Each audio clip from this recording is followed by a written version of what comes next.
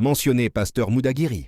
Contexte historique et communautaire. Noah Mudagiri Tabazi est un pasteur issu de la communauté Banyamulenge, un groupe ethnique vivant principalement dans l'Est, de la République démocratique, du Congo, Sud Kivu, région de Minembwe, Bihombo, etc. Dans les années 1960-1970, la communauté Banyamulenge ne disposait pas d'un leadership ecclésiastique propre et dépendait des postes missionnaires de l'époque. Un rôle ecclésiastique et leadership.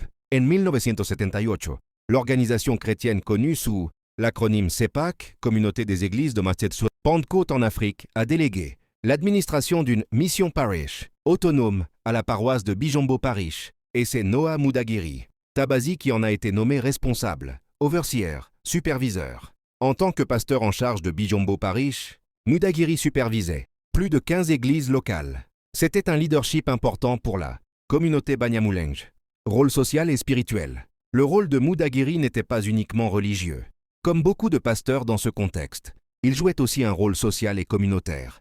Les pasteurs étaient souvent consultés pour des questions importantes, sociales, morales, communautaires. Son leadership a contribué à structurer l'Église parmi les Banyamulenge, fournissant à la communauté un espace institutionnel et spirituel propre, ce qui a été un pas important vers l'autonomie religieuse pour ce groupe.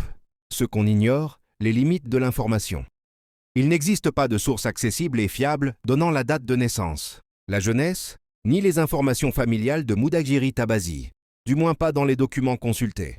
On ne trouve pas non plus de biographie complète, en ligne, décrivant ses études, sa formation théologique ou des éléments personnels documentés. Son nom apparaît surtout dans des ouvrages académiques historiques relatant l'organisation ecclésiastique et communautaire des Banyamulenge, mais peu d'informations contemporaines, témoignages, interviews, photos, etc., accessibles publiquement. Et pourquoi il reste une figure importante?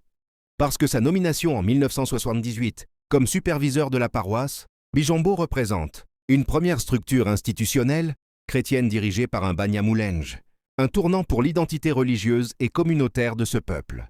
Parce que le fait qu'un local, un Banyamulenge, prenne les rênes d'une paroisse autonome marque une avancée vers l'autodétermination ecclésiastique, plutôt que dépendre de missionnaires externes, parce que son rôle dépasse le spirituel.